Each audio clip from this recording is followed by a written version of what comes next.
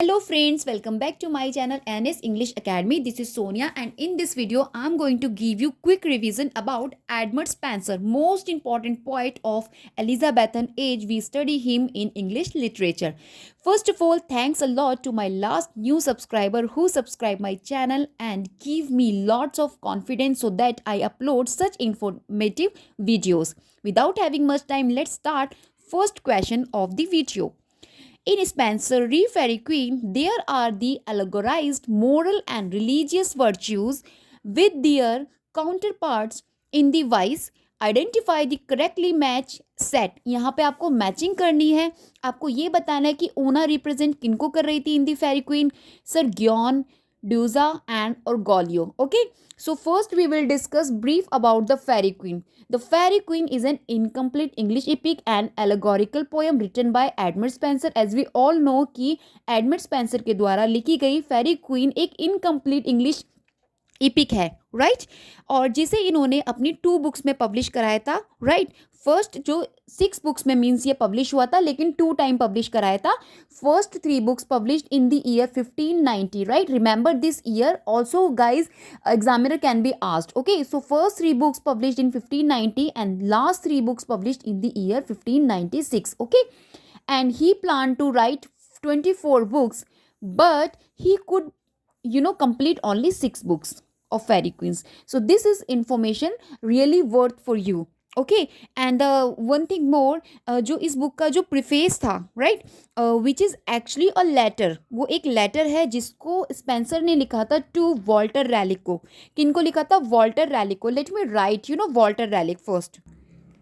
This is the name Walter Raleigh, right. Walter Raleigh को Spenser ने letter लिखा था. Okay, and his letter to sir Walter Raleigh, Spencer stated that the Fairy Queen was supposed to be a courtesy book, right. तो ये क्या बनाना चाहते थे अपनी Fairy Queen को? courtesy book. Okay, and also the people the virtue of a perfect gentleman through its moral. ये चाहते थे कि जितने भी virtues होते हैं, qualities होती हैं perfect gentleman की, and moral, religious, romantic, political, historical, all the virtues he want to represent with his book The Fairy Queen. Okay, and let me discuss. The Fairy Queen tells the stories of several knights.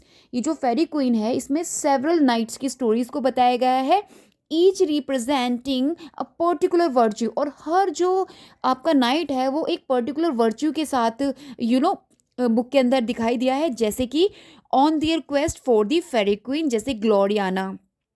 And जो फेरी queen represent करती है Gloriana को. Okay, this is the important name.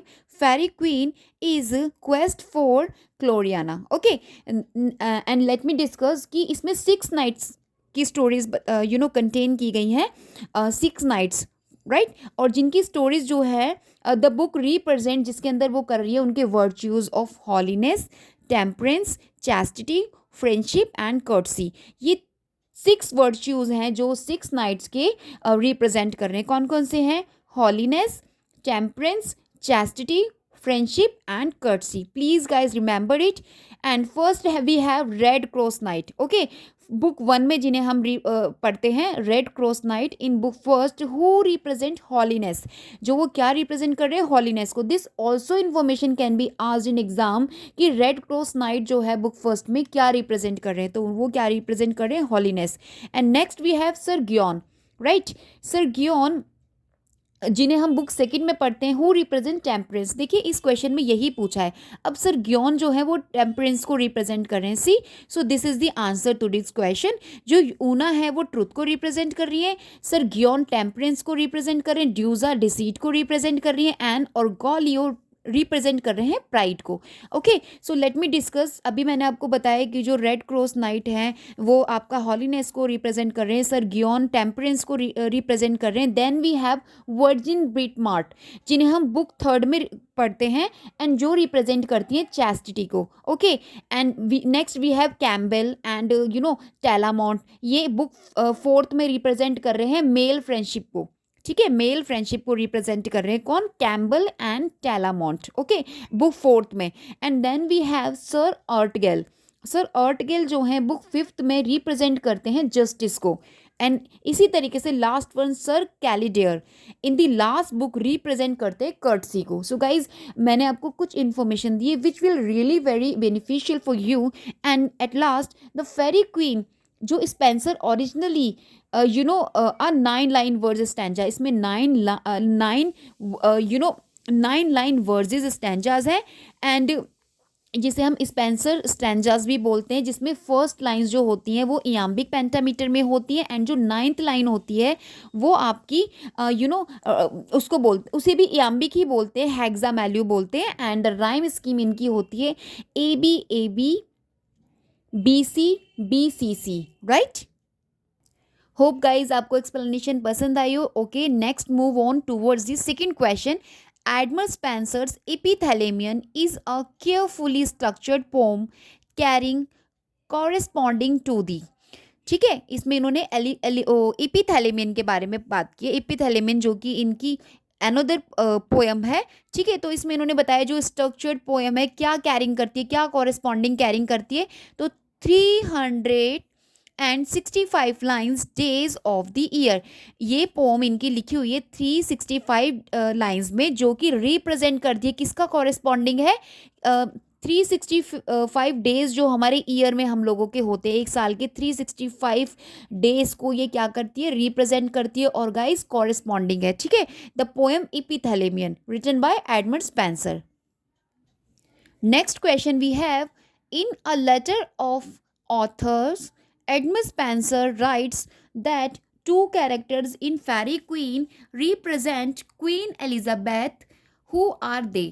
जो to characters हैं फेरी queen में represent कर रहे हैं क्वीन एलिजाबेथ को, वो कौन से दो कैरेक्टर हैं, right. So first we have Cynthia, right, and next Belphoebe. These two characters are actually represent Queen Elizabeth in the poem The Fairy Queen. Okay. Next question we have Colin Cloud Spencer's persona in the Shepherd's calendar appears in two of these eclogues. वो कौन से eclogues हैं, यानी वो कौन से months हैं जो represent कर रहे हैं. ठीक है, so we have June and February the answer to this question. Let's discuss brief about the Shepherd calendar written by Spencer. Okay, so first of all this work is published in the year 1579. Okay, after Fairy Queen, right. If the chronology question, then you guys can also prepare yourself. Then this work published Shepherd calendar 1579 and also the positive reviews, right. And it was dedicated to Philip Sidney. This work actually dedicated किनको dedicated था, Philip Sidney को, Philip Sidney dedicated work. Okay, this is the Shepherd calendar written by Edmund Spencer and dedicated to Philip Sidney. Okay, and the Shepherd calendar which published 1579 consist of a series of eclogues. Eclogues क्या होते हैं, short poems होते हैं, usually short poems को हम eclogues बोलते हैं. And उसी में कंसिस्ट की गई है ये, इन विच वेरियस कैरेक्टर, जिसके अंदर विभिन्न प्रकार के कैरेक्टर्स दिखाए गए इन दी गाइज ऑफ इनोसेंट, जिन्होंने अपने आप को गाइज किया हुआ है, यानी कि अपना भेष बदला हुआ है, किसमें, इनोसेंस एंड सिंपल शेफर्ड के रूप में, right.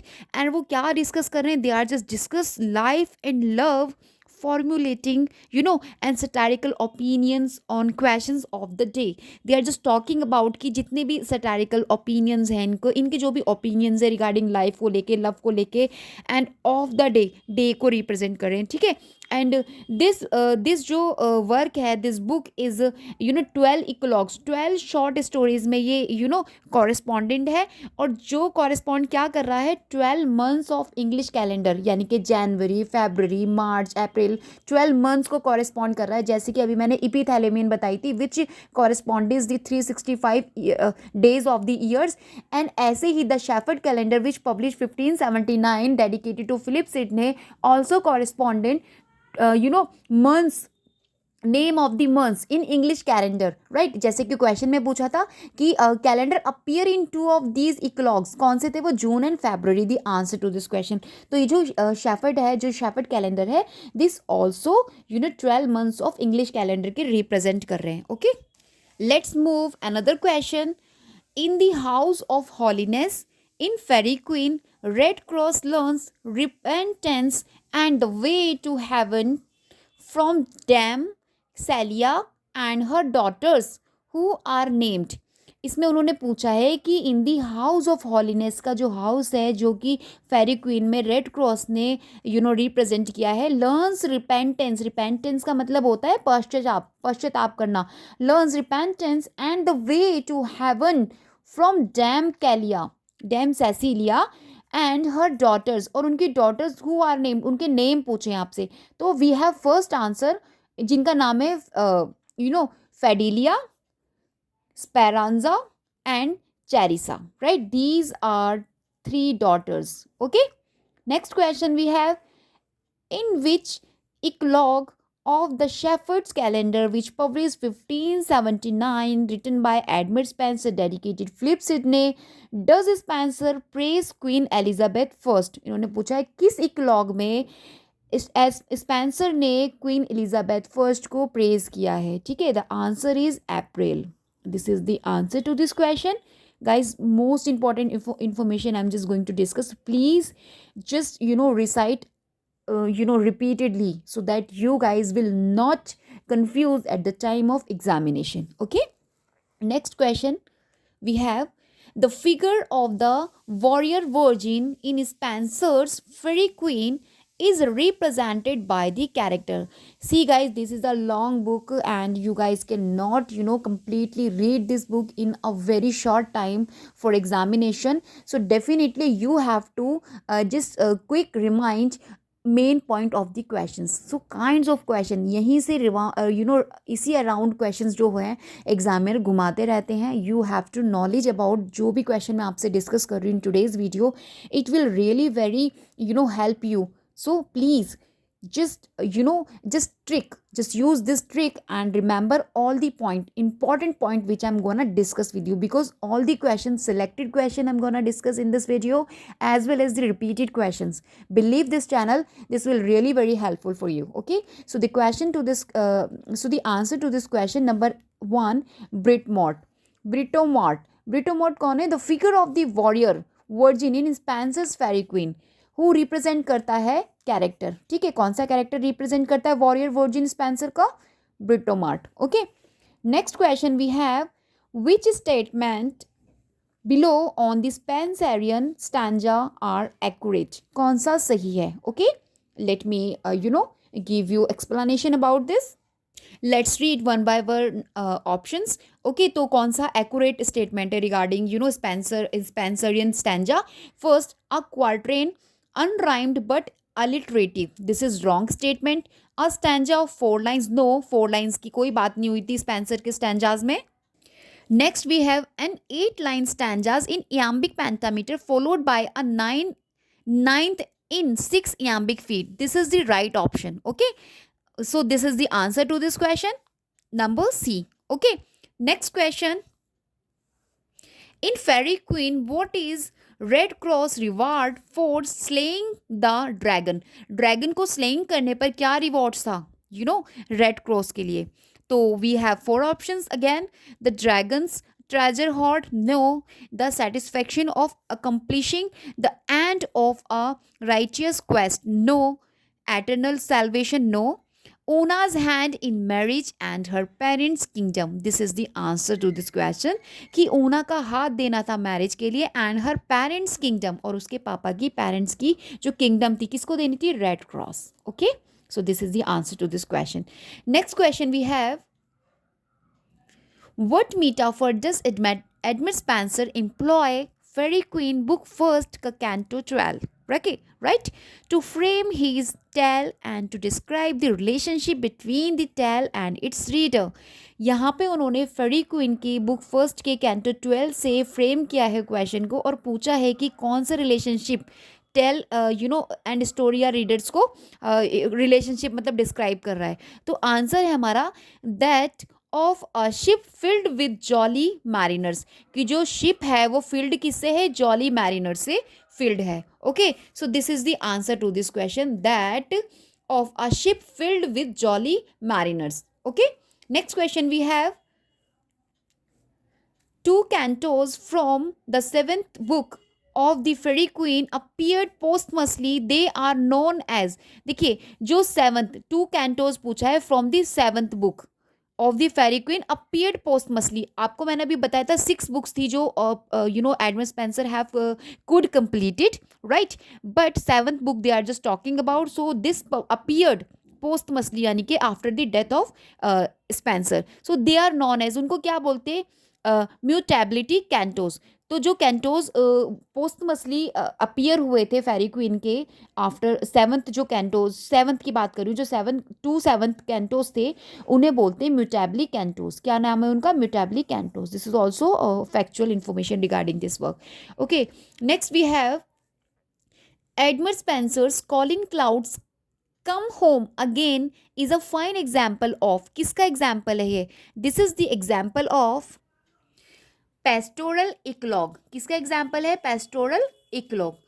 Next question, at whose behest does the Red Cross Knight undertake his quest in the Fairy Queen? At whose behest does the Red Cross Knight undertake his quest in the Fairy Queen? किसका इन्होंने undertake किया था behest को? The answer is Una's. Answer is Una's. Okay. So guys, today we discuss about the Fairy Queen, which published in 6 books and 2 times, first 1590 and next 1596. 3 books 1590 and the last 3 books 1596.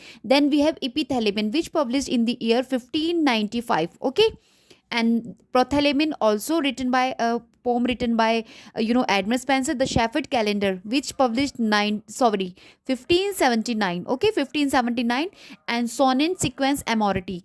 These are the works written by Edmund Spenser, जिन्हें हम Elizabethan age में, main points of the Elizabethan age में हम इनको study करते हैं, और जिनका टाइमिंग पीरियड है 1552 टू 1599.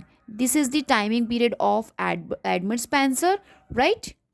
एडमंड स्पेंसर, जिन्होंने एलिजाबेथ बॉयल, जो एक यंग विमन थी, उनसे मैरिज की थी, और उन्हीं की मैरिज को इन्होंने डेडिकेट किया है द एपिथेलिमन एक इस सॉन्ग में, right?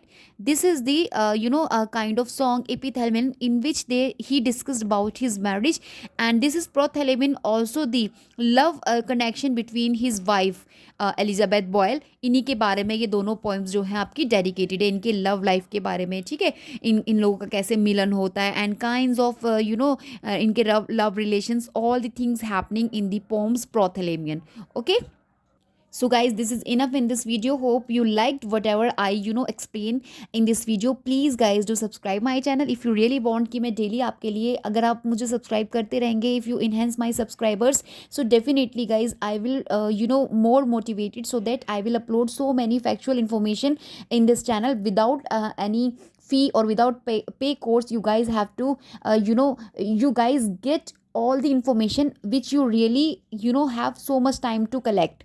So these all information which is given by me, trust me guys, I just collect from the various sources, and especially for you guys will beneficial for this information. Okay, this piece of information.